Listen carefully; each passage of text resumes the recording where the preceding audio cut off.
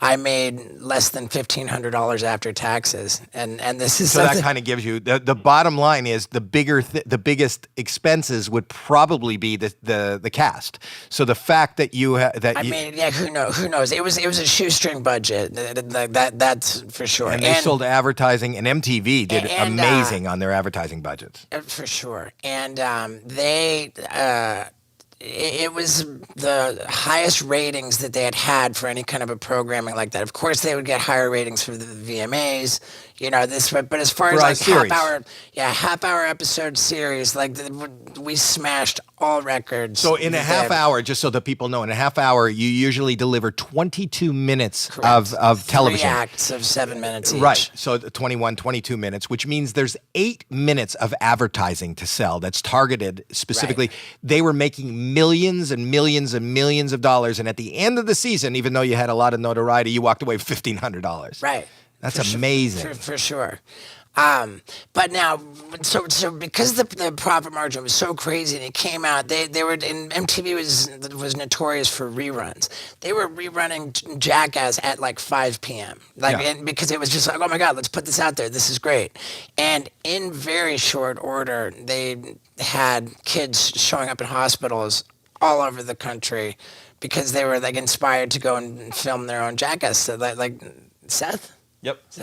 And so there was an immediate backlash, and particularly leading the charge was Senator Joe Lieberman. Like, oh, we've got this outrage, we've got the shut down this show, and there wasn't actually any lawsuits I'm aware of, with the exception of the LAPD sued because Knoxville had this great bit where he dressed up in an orange jumpsuit and went into a hardware store with handcuffs on asking for a hacksaw. And they called the cops, and the cops showed up, and like when the cops showed up, this female cop like got out of her car, but she didn't put it in park, so her cop car just went slamming into a telephone pole, and I think that might have been embarrassing for the police, and so they wanted to really, and they settled that lawsuit for, I understand, like $5,000. Was MTV protective of you? Did they handle the liability, or did you ever see the ramifications personally? Or I was bitten by a shark on I filmed that whole first season in the space of 1 week. Actually 5 days, and I only filmed personally on 3 of the 5 days. But I got my finger bitten by a shark, and I've got like a cool little scar on my finger. And I didn't even go to the hospital. I just had the medic bandaged it up, and still had that rap from the baby fucking.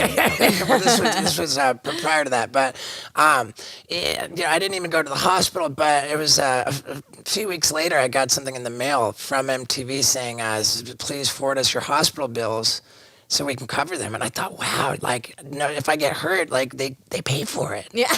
This is crazy. After you've already healed from your shark attack. Right. And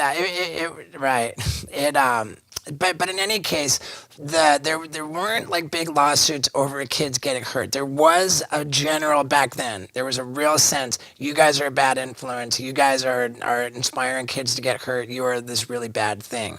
And with the Senator Joe Lieberman and all of the backlash coming around, what happened was, even though there weren't lawsuits, there were very distinctly there was a lot of, pressure on MTV and MTV's standards and practices, where these are the people who are sort of the arbiters of what's allowed on TV or not, like the censorship board, basically.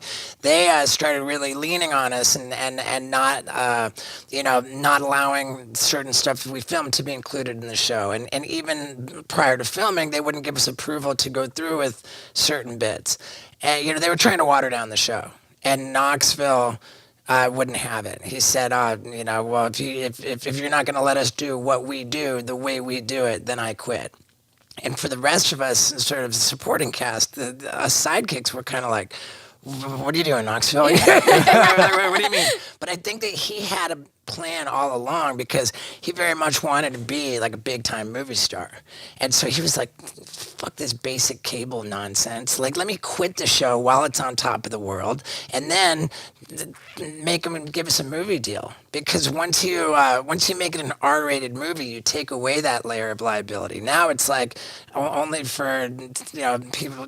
In hindsight, he's saying, "See what I had a plan, guys." I don't doubt that he had that plan for all along. I mean, MTV had a big hit. No, but I get it. I get. Yeah. Listen, I'm in network television right now, and Sure. you have to answer to the advertisers when your advertiser supported. If you want to make something on your own, then you don't have to. And their money is not coming from you. Their money is coming from an advertiser. So I kind of understand. Right. And now to go back to the original question, Well, the original question here was, about the. Do you have a weird tattoo?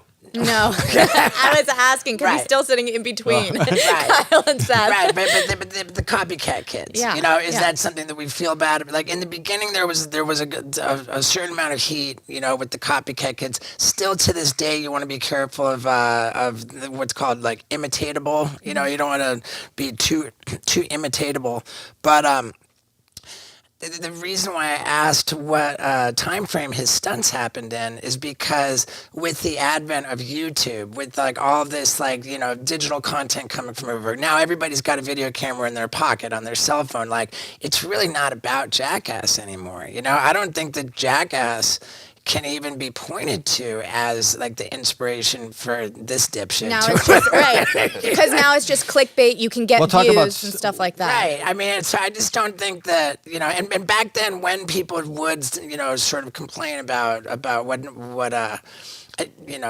bad influence we were, I would always say, hey, like. It's not Tony Hawk's fault every time a kid falls off a skateboard. I worked hard to get to a point where I call myself a professional.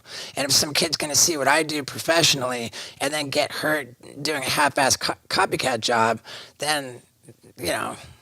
Sorry. It's on them. As you worked always really say, hard to you snort always say wasabi. this, fuck the babies. Yeah. It doesn't matter. So right. I mean, I don't know. Like that was the position I took back then, and I would always add on top of that sort of indignant position that I took. I would say also like I'm an attention whore. I'm not really looking to share the spotlight. So fucking stop it, kids. I love that. What a great PSA.